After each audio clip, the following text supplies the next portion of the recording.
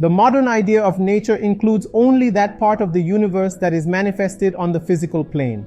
That which is generally understood to be mind is not considered to be nature. Philosophers endeavoring to prove the freedom of the will have excluded the mind from nature. For as nature is bound and governed by law, strict unbending law, mind, if considered to be in nature, would be bound by law also. Such a claim would destroy the doctrine of free will, for how can that be free which is bound by law? The philosophers of India have taken the reverse stand. They hold all physical life, manifest and unmanifest, to be bound by law. The mind as well as external nature, they claim, is bound by law and by one and the same law. If mind is not bound by law, if the thoughts we think are not the necessary results of preceding thoughts, if one mental state is not followed by another which it produces, then mind is irrational. And who can claim free will and at the same time deny the operation of reason? And on the other hand, who can admit that the mind is governed by the law of causation and claim that the will is free? Law itself is the operation of cause and effect. Certain things happen according to certain other things which have gone before. Every precedent has its consequent. Thus it is in nature. If this operation of law obtains in the mind is bound and is therefore not free. No, the will is not free. How can it be?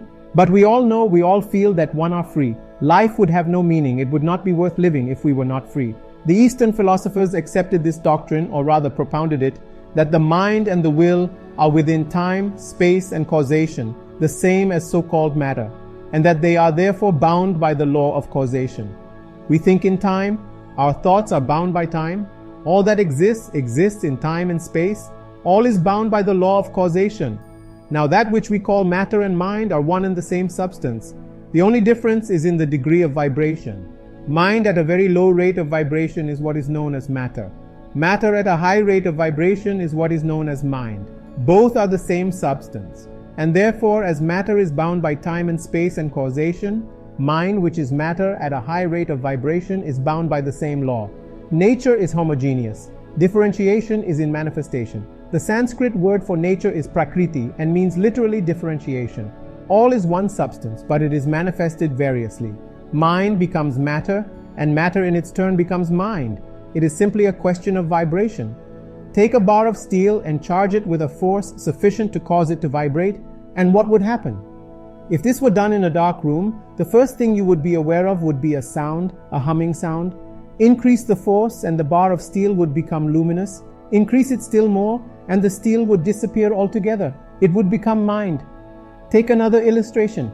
If I do not eat for 10 days, I cannot think. Only a few stray thoughts are in my mind.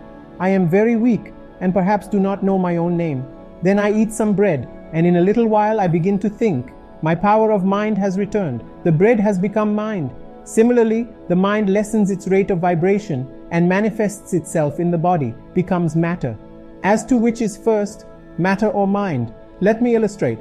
A hen lays an egg. The egg brings out another hen. That hen lays another egg. That egg brings out another hen, and so on in an endless chain. Now which is first, the egg or the hen?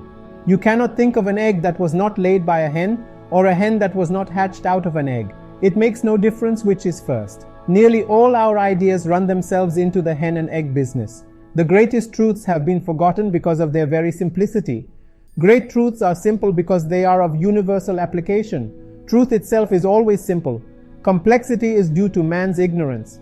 Man's free agency is not of the mind, for that is bound. There is no freedom there. Man is not mind, he is soul. The soul is ever free, boundless and eternal. Herein is man's freedom, in the soul. The soul is always free, but the mind, identifying itself with its own ephemeral waves, loses sight of the soul and becomes lost in the maze of time, space and causation. Maya. This is the cause of our bondage. We are always identifying ourselves with the mind and the mind's phenomenal changes. Man's free agency is established in the soul, and the soul, realizing itself to be free, is always asserting the fact in spite of the mind's bondage. I am free. I am what I am. I am what I am. This is our freedom. The soul, ever free, boundless, eternal, through eons and eons, is manifesting itself more and more through its instrument, the mind. What relation then does man bear to nature? From the lowest form of life to man, the soul is manifesting itself through nature. The highest manifestation of the soul is involved in the lowest form of manifest life and is working itself outward through the process called evolution. The whole process of evolution is the soul's struggle to manifest itself. It is a constant struggle against nature. It is a struggle against nature and not conformity to nature that makes man what he is. We hear a great deal about living in harmony with nature, of being in tune with nature. This is a mistake. This table, this picture, the minerals, a tree are all in harmony with nature.